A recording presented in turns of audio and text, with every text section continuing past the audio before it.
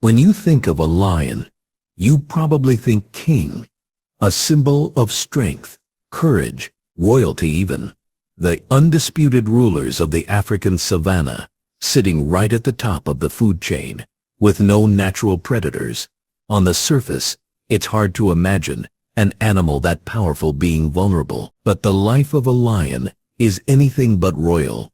It's a brutal, violent, and often incredibly short existence, where the biggest threats don't just come from enemies, but from their own kind. So today we're going to follow the life of a lion we'll call Leo, and his story starts, like all life does, at birth. But for a lion cub, birth isn't a celebration, it's the first roll of the dice in a desperate gamble for survival. This is why it really sucks to be born a lion. The vulnerable cub, Leo, is born blind, weighing just a few pounds, and completely helpless. His mother has hidden him and his two siblings away from the pride, not just to protect them from hyenas or leopards, but from other lions. For the first few weeks, this hidden den is their entire world. But this piece is a total illusion. The survival stats for a lion cub are just grim. In some areas, up to 80% of all cubs die before they even become adults. Some studies say only 1 in 8 actually makes it. The threats are coming from everywhere. Starvation is always looming. When the lioness finally makes a kill, the cubs are the last to eat. If food is scarce, they might get nothing at all. Disease can wipe out a whole litter, their tiny immune systems being no match for parasites. But the most terrifying danger isn't an outside predator. It comes from his own species.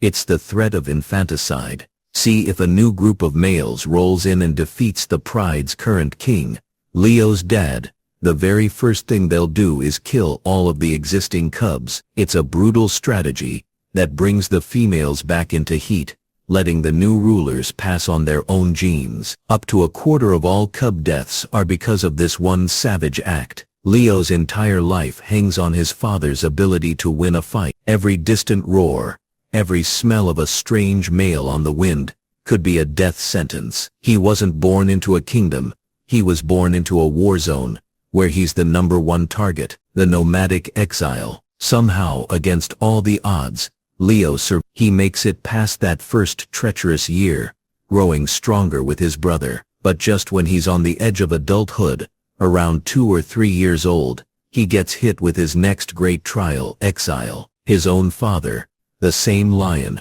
who once protected him, now sees him as future competition. He and his brother are violently forced out of the only home they've ever known. And just like that, they're nomads. This is an incredibly dangerous time for a young male. They're forced to wander the edges of territories that belong to other, bigger males, and they're always at risk of being attacked and killed. They're not great hunters yet, and without the pride's lionesses to do the heavy lifting, their stomachs are almost always empty. They're learning the hard way that one missed takedown, one well-placed kick from a zebra, can mean a slow death from infection, or just plain starvation.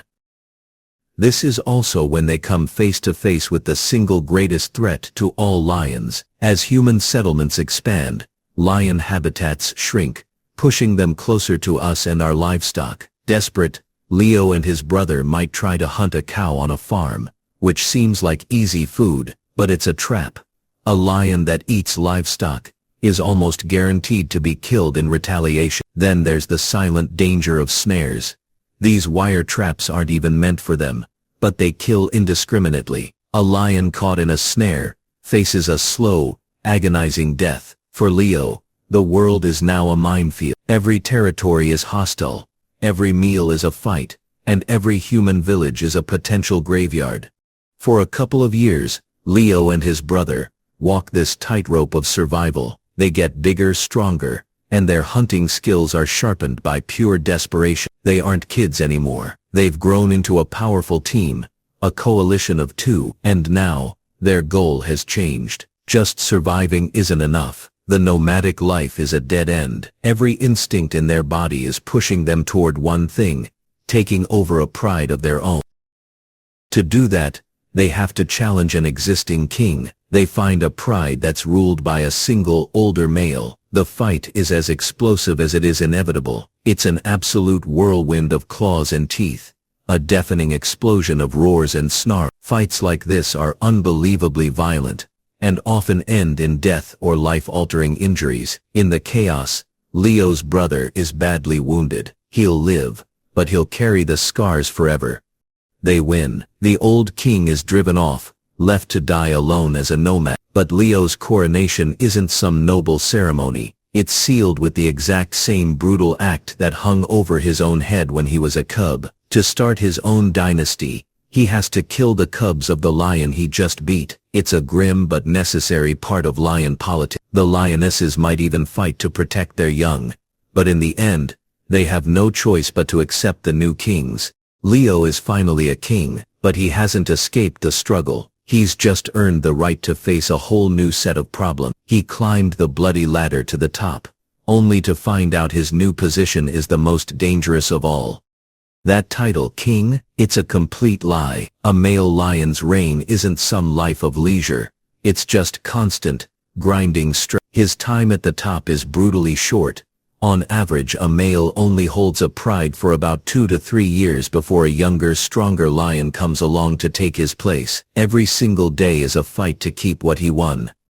His life becomes an endless patrol. He's constantly marking his territory and roaring into the night, not just to show off, but as a desperate warning to the endless stream of nomads who want his spot. And these confrontations are frequent and violent.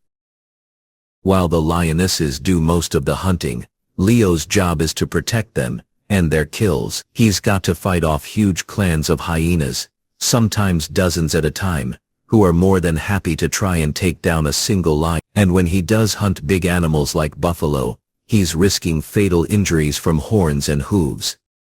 The human threat is always there too. His territory might be cut up by roads and farms, which means less prey. Poachers looking for lion bones for the illegal wildlife trade might be in the area. The pressure is relentless. He's a king under siege, not just from other lions, but from a world that's shrinking around him. His kingdom is really a prison of responsibility, and its walls are closing in. For a lion, growing old isn't a privilege, it's a curse, and the decline is fast and absolutely unforgiving. Leo, now past his prime, is slowed down by old injuries and the pure exhaustion of being king. His roar isn't quite as powerful, his charge isn't quite as fast, and those nomadic males, the ones lurking on the edges, they can smell the weakness. Eventually a new coalition shows up, younger, bigger and hungrier for power. Just like he was, he fights with all the courage of a king defending his family, but the strength just isn't there anymore. The battle is his last. He's defeated, broken, and cast. He's a nomad once again, but this time is different. He's old, he's hurt, and he's completely alone. He can't hunt the big animals he needs to survive anymore. His last days are spent with the gnawing pain of hunger and the calls of hyenas, who aren't scared of him now. His life began in violence, was defined by violence, and will almost certainly end in violence. There's no such thing as a peaceful retirement on the savannah. From a cub with almost no chance of survival, to an exiled nomad, a king with a violent reign, and finally, a deposed elder facing a lonely end. That is the real story of a male lion. The crown is a myth. The reality is a lifetime of hardship, where you're never ever safe. And it's not just an individual struggle. As a species, they're in trouble. Lion populations have plummeted by over 40% in just the last 3 generations, and they've been kicked out of 94% of their historical home range. They are being squeezed by habitat loss, targeted by poachers, and killed in conflicts with people. The king of the beasts is now a vulnerable species, fighting a losing battle in a world that's shrinking around them. To be born a lion is to be born into a life that's far more tragic than it is royal. If you want to keep exploring the raw realities of the animal kingdom, and the conservation challenges these incredible animals face, make sure you subscribe, and hit that notification bell, and let us know in the comments what do you think is the single biggest challenge a lion faces today. Thanks for watching today.